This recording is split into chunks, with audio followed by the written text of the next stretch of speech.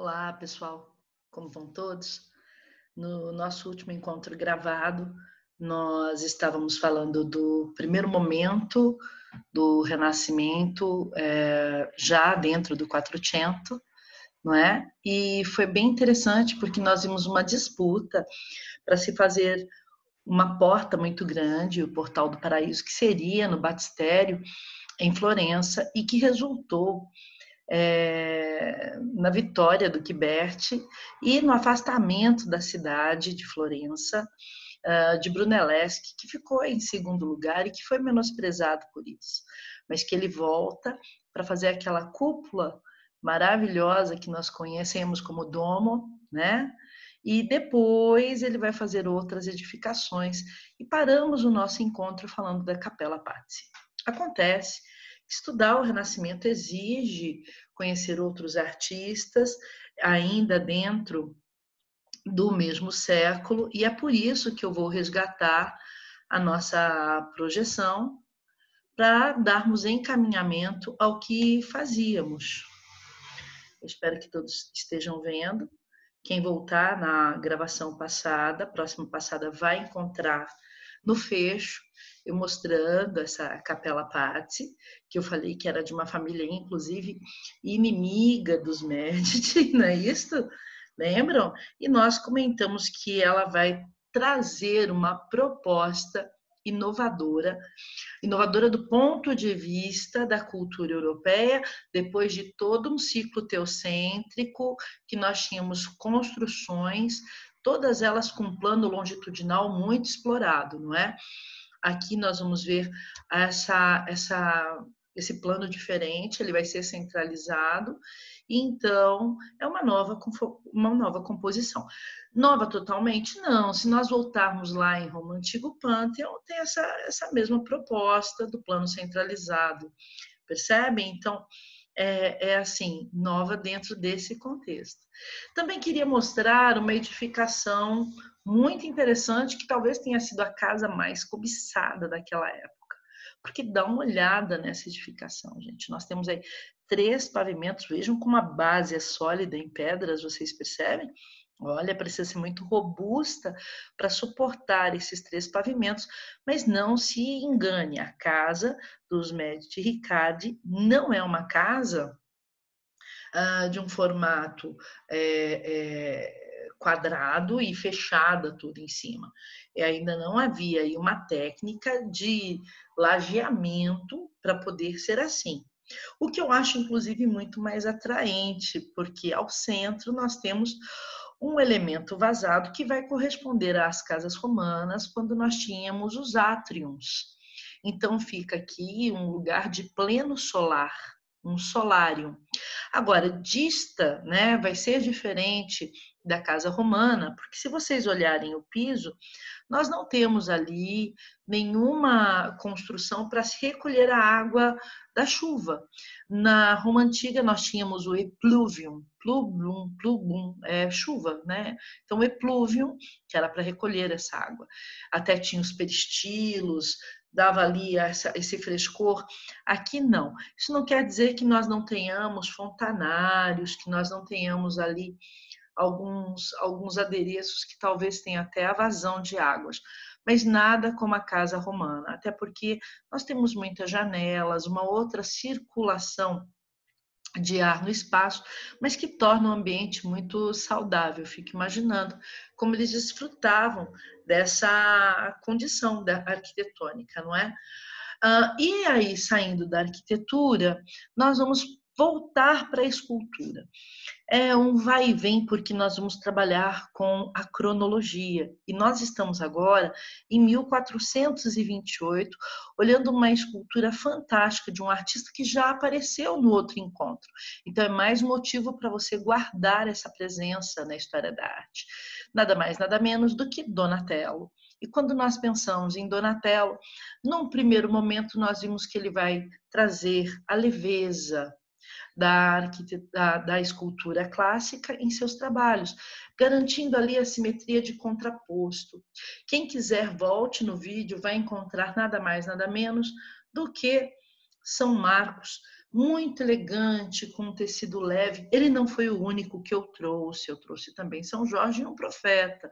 O profeta, inclusive, já com uma parte do torso aparente. Agora, aqui qual é a inovação? Com certeza é um nu.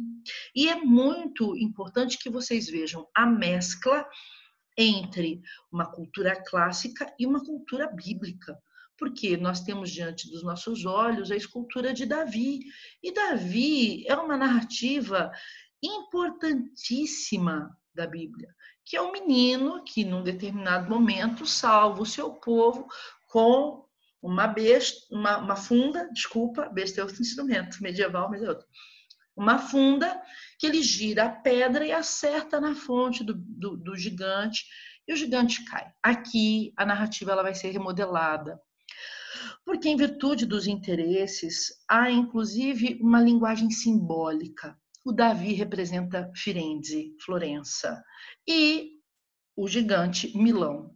Aliás, sempre houve uma disputa muito grande entre essas duas regiões, a Toscana e a Lombardia, e aqui a coisa vai dar sequência a isso.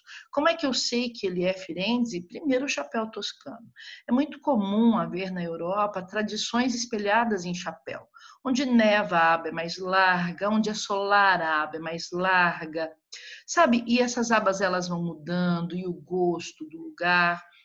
E ainda nós temos ali uma galha de louro, que foi algo instituído dentro das academias locais.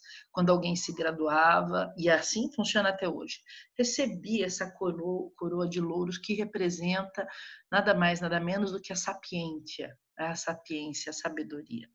Quando nós olhamos para o corpo do menino, o nu não nos assusta. Inclusive, olhamos frente e verso para olhar bem como foi feito o torso. Falta algum estudo anatômico ainda que seja um torso muito caprichado, mas nós vamos notar características mesclas de menino e de menina. Isso é porque todas as vezes que se faz um adolescente, em virtude do crescimento natural quase que desengonçado, se vê uma mescla. E essa mescla nós chamamos de androginia. Então, normalmente, os braços ficam bem longos primeiro. Vocês percebem como ele acompanha isso? Os ombros vão abrindo, não é? Num triângulo invertido. Mas, em oposição, as coxas ainda são muito roliças, como de uma criança. A face ainda não ganhou a composição angular do masculino maduro. Então, por aí nós vamos encontrar a androginia. Também é muito interessante observar alguns pequenos detalhes. Deixa os seus olhos para a cabeça do gigante, não só de frente, mas também de verso. Vocês percebem como nós temos ali trabalhos pequenos, muito interessantes, ora arredondados, ora achatados. Eles chamam de schiacciato e tutto tondo. Tutto tondo é o arredondadinho. Schiacciato é essa parte que foi limada, foi lixada e chegou a uma qualidade muito boa, né, de baixo relevo e às vezes de alto relevo, quando é o tutto tondo. Então, seria interessante vocês observarem que, inclusive, esse menino vai inspirar outros artistas. Um outro artista que eu gostaria até de estudar um pouco mais com vocês, eu sugiro que vocês pesquisem outras obras, é Verrocchio. Não, e não é simplesmente porque ele vai ser o professor do Leonardo. Sim, o Verrocchio vai ser quem recebe Leonardo lá nos idos de 1500 para trabalhar no seu ateliê. Talvez um pouquinho menos, aliás. Leonardo é de 1452, talvez ele tenha recebido Leonardo com uns 15 anos, então um pouco antes de 1500. Olha, talvez nessa época o Leonardo estivesse chegando lá. Não, ainda é muito novo. Em 1470. E o que ele faz? Olha, ele vai fazer o Davi nessa mesma cadência. Eu gostaria que vocês observassem, olha que lindo, que ele vai usar uma roupa de época e vai contornar o torso com uma sensibilidade que parece que o tecido é uma seda de tão leve, acompanhando o trabalho. É difícil escolher entre ele e o Davi de Donatello. Eu gosto muito do chapéu toscano. Agora, o que não pode faltar? Dentro das artes, é muito comum nós encontrarmos professores falando que a perspectiva nasce com o massacre. Mas isso não é uma questão muito fechada. Eu tenho livros que também responsabilizam, como o pai da perspectiva, Paolo Cello. E olha, lhes confesso, tenho cá comigo alguma preferência. E vocês vão falar, mas por quê? Ah, o nome dele é curioso. Esses meninos todos, nem todos eram ricos, sabe? Então eles vão recebendo assim alguns codinomes das coisas que eles desenhavam, ou do formato físico. Paolo Cello desenhava passarinhos. O Sandro Botticelli era redondo igual uma botija, uma garrafinha. Então são os apelidos, assim, sabe? Da Vinci, porque era perto, né, da cidadezinha onde ele nasceu. Então, são apelidos. Mas olha aqui para mim. Essa obra, ela na realidade era um tríptico, são 3 que ficavam sobre portas na biblioteca dos Médici. E a Batalha de São Romano, numa forma de batalhar ainda muito próxima da medieval. Você fala, mas nessa época não estão trazendo aí a pólvora da China, não estão descobrindo as armas? Tem calma, ainda que se guerreava muito com a espada de justa, que é essa espada comprida, ainda se usava muito a estrela de Belém, as espadas de corte. E quando a gente olha esta obra, a minha única tristeza é saber que em cima ela acompanhava a porta. Então falta, para além dessa linha reta que cortaram para exposição em museu no final do século XIX, início do século XX, esse arco ogival que iria dar continuidade ao desenho e que nos provaria ainda mais essa competência para que a perspectiva fosse estruturada. Corpos mais próximos, maiores, corpos mais distantes, menores. Vocês percebem essa sensibilidade? E não só dentro do todo, né? Porque daí evidencia esse corpo maior e lá ao fundo um corpo menor, mas até mesmo aqui entre os combatentes, as espadas de justas que estão mais próximas do espectador são maiores e as outras são menores. É muito interessante de se ver tudo isso. Outra coisa são os quartos dos animais. E eu gosto especialmente dos 2 cavaleiros, porque eles estão deitados e mostram essa projeção. Esse está deitado, mostra a projeção para o interior, e o outro também está curvado como quem vai atacar com a espada. Então é muito interessante de se ver. É sabido ainda que na Itália há um certo frenesi com esse turbante da personagem central, simplesmente porque é um turbante estampado. E quando você pensa em fazer volume, profundidade com estampa, você precisa de bastante, não é pouca, é bastante elaboração. A propósito, eu trouxe essa, mas vocês podem pesquisar as 2 outras. E lembra, nós ainda estamos pintando aqui com têmpera sobre madeira, que é uma tinta aquosa sobre a madeira. Nessa altura, já estão pesquisando como é que iam fazer os olhos, especialmente lá na casa dos Van Eyck. Por quê? Porque eles, depois dessa tinta, para preservar, começaram a dar banho e banho de óleo para criar uma impermeabilização. E acredita-se que foi assim, que em outro lugar já estavam elaborando a tinta óleo. Mas por que o nosso Uccellino, o nosso passarinho, é considerado, portanto, o pai da perspectiva? Por conta deste desenho. Se lhe parece pouco, foi feito toda a mão livre. Gastou 28 anos até chegar nesse modelo ideal. Nós chamamos de vaso, se assemelha muito a um fontanário ou a uma pia batismal. Nós chamamos vaso no campo das artes, porque é assim que é um nome técnico, mas esse desenho ele está matematicamente muito cuidado. E é essa perfectibilidade que faz do Paolo Cello esse homem que pensou a matemática de uma maneira mais aplicada. Agora, se vocês quiserem ver uma obra com uma perspectiva, com um único ponto de fuga, porque a perspectiva pode ter vários pontos de fuga, a gente vai aprender com um só. Queria que vocês observassem essa caçada. Olha, eu vou colocar o mouse num ponto aqui. Vocês percebem que é o ponto final? Olha que interessante como todas as linhas e os movimentos dos animais e dos cães convergem para aquele ponto. Agora subiu, deixa eu voltar lá para o ponto. Isso. É como se lá tivesse o que eles estivessem caçando, a raposa, a lebre, o cervo, sei lá eu o que, são tantos, eu acho que o bicho deve ser grande. E aí você vai observar que lá no fundo nós mal vemos as árvores, exceto pelo tronco. Mas quando está aqui, olha que pintura delicada, o detalhe é exatamente o que caracteriza. E isso é uma percepção da perspectiva, que é transformar um plano bidimensional em um tridimensional, garantindo a profundidade e o volume e convertendo o que é mais próximo em mais colorido, mais brilhante e maior, e o que é mais distante, menor, mais opaco, mais fosco. Então, é uma obra lindíssima. Agora, os artistas não param por aqui. E eu tenho que trazer o nosso Botticelli. Quando eu escolho o Nascimento de Vênus, não é simplesmente porque é uma obra muito conhecida, mas é porque ela reúne várias características para você se sair bem nos vestibulares.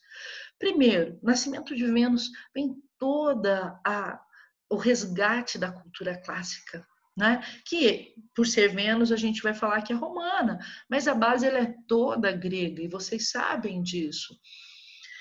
E depois, porque eu tenho aqui um nu feminino, e isso vai ser, assim, estupendo. Ah, Sandra, mas quando você mostrou Massacre, havia um Adão e Eva, e a Eva estava nua. Sim, mas não no nu frontal. Lá nós tínhamos um nu em 3/4. Aqui ela vem como uma Vênus. Aqui tem uma mescla. Quando a Vênus se tapa, nós chamamos de Vênus pudica. Quando ela nasce, é Vênus anadiomene. Tem uma mescla da pudica com a anadiomene, mas é. E a história é interessantíssima. Acredita que lá no início dos tempos, quando ainda era caos, as forças de Anteros e Eros que uniam ou separavam os elementos similares definiram Éter e Gaia, quer dizer, o céu e a terra. E eles começaram a copular tanto que Gaia chegou ao esgotamento e criticou o Éter, o Urano, para o seu filho Cronos ou Saturno. E Saturno cortou os bagos do pai e jogou no Mediterrâneo, em qualquer lugar perto de Creta. Tempos depois, quando Olimpo estava formado já sob a insígnia de Zeus, quer dizer, Cronos também já tinha declinado, nessa composição olímpica, nós vamos ter o nascimento de Vênus, que aqueles bagos de Urano vão virar uma concha, dizem que nácar do grego é rosa, os gregos amam rosa, e esse frenesi todo nos mares, sai aquela concha, que aliás, Vênus é a concha, né, rosa, Venere é o sexo, então a concha fechada é a indicação da virgindade, a concha semiaberta é a maturidade sexual e toda aberta a partir do nascimento. Vem essa moça linda, empurrada por Zéfiro, que é o deus do vento, junto de Clóris, que lhe soltam rosas para indicar a majestade, e ela vai ser recebida ao pé do Louro, numa margem, né, do litoral de Creta, por 1 hora, mas esse manto vermelho cheio de violetas para lembrar que ela tem que ser humilde, já que ela é tão especial. E é tão especial que a gente vai aproximar para vocês verem os detalhes e lembrar que essa moça existiu, é a única musa que a gente tem certeza que existiu, que é a Simonetta Vespucci, linda, né? Bem a beleza botticelliana, ombro pequeno, quadril mais largo, seios do tamanho de um limão siciliano, como inclusive Camões descreve na Ilha dos Amores, em Os Lusíadas. Percebe o cabelo? Agora você vai falar, parece que tem um pouco de desequilíbrio. Para fazer a simetria de contraposto, parece que ela cairia, né? E também parece, sim, rende muitas críticas esses posicionamentos que ainda estavam criando maturidade. Porque o que nós vamos ter no Cinquecento é a estabilidade, coisa que no Quattrocento nós não temos plenamente. Aqui nós buscamos muita perspectiva. É a grande marca do Quattrocento. Quando você pega um Rafaelo, aí a situação é outra. É a estabilidade e o equilíbrio total da peça, entende? É um processo evolutivo. Gostaria, inclusive, de lhes lembrar, olha só, sim, que essa moça, ela era amante do Giuliano de Medici, e que por isso a chance do Sandro Botticelli era muito pequena, mas dizem que os dois ficaram juntos. E em quase todas as obras que ele fazia, era ela que ele representava. Muito bonito esse cabelo todo, não é? Dizem que certa vez ficaram juntos, mas daí ele pintou Vênus e Ares e Marte, mas não pintou a face dela, pintou a face de uma outra moça qualquer, mas declinou nas costas da pintura uma frase: e o ato se consumou. E todo mundo imaginava que os dois tinham ficado juntos. Aqui, na Adoração dos Magos, ele revela esse triângulo amoroso, porque se nós temos lá em cima Maria representada pela Simonetta, e claro que o mago dos magos é Lorenzo de Medici. Aqui está o Giuliano nessa ponta abaixo. Todas as vezes que pintam alguém com a mão no baixo ventre, é alguém materialista, é bom desconfiar. Dá para perceber esse peito estufado cheio de empáfia, não só nele, mas em todos aqui de baixo, né? Um ar de empáfia. Na contramão, ele pinta nada mais, nada menos do que a si mesmo. Esse daqui é um autorretrato de Sandro Botticelli. E vai ser, assim, muito comum perceber esses artistas pintando delicadamente um autorretrato em alguns dos seus trabalhos.